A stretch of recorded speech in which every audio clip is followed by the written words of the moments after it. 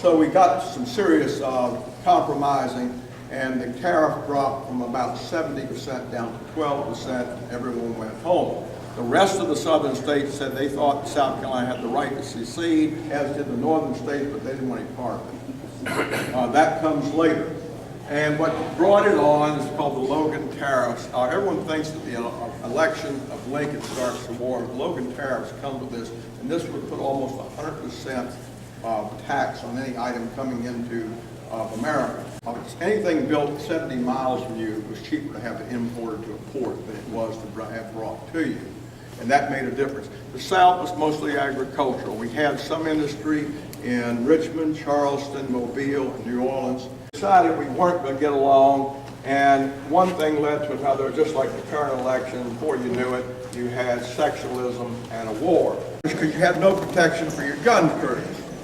So after the revolution, we decided we'd build a second series of forts, and they are normally known in the world as Murillo Towers, and we'll pass one called Castle Pinckney, which is one of these, and then the fort at Fort Mercury in 1808 is a second type of one.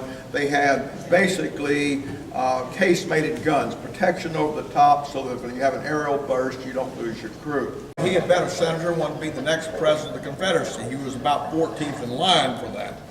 And he decided that since it's going to be a short war, and everyone on both sides thought it would be a short war, that he would go over and get a political advantage by getting the surrender of Fort Sumter. So he took rowboats over, met Anderson, said, if they surrender to me, I'll give you the boats. Anderson said, let's get with it.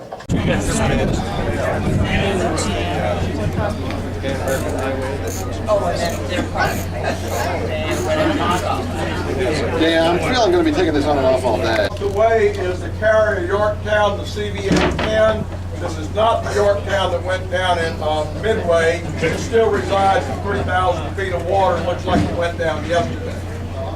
But and it's not generally known we sank her, not the Japanese. And I don't ever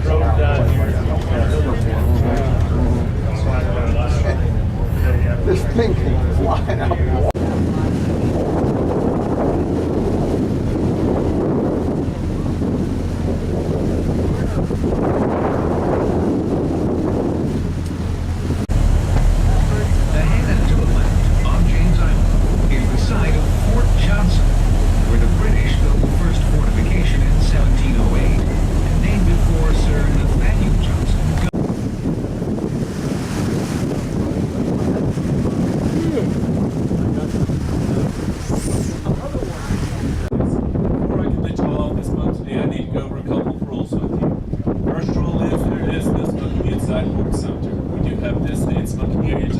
This was a 42-pounder, and when it was a smooth bore, it could shoot maybe 3 miles, but very inaccurately, and it was designed just to smash wooden ships.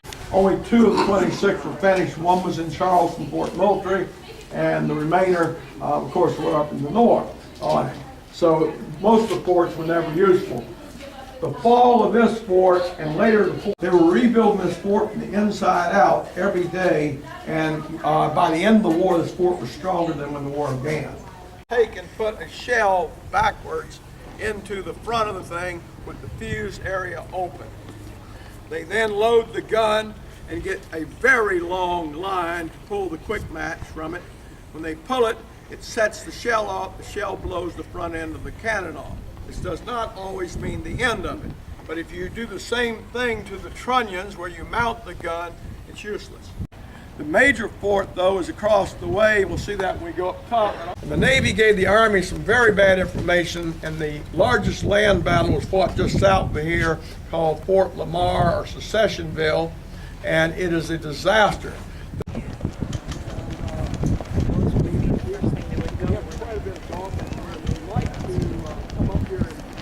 And on wooden ships, fire was the most feared thing, followed by splinters from the wood.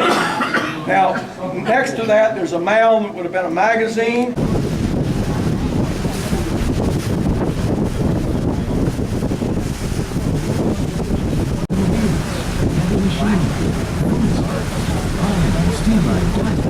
You know, they call him Clumsy Jack. They did not like it.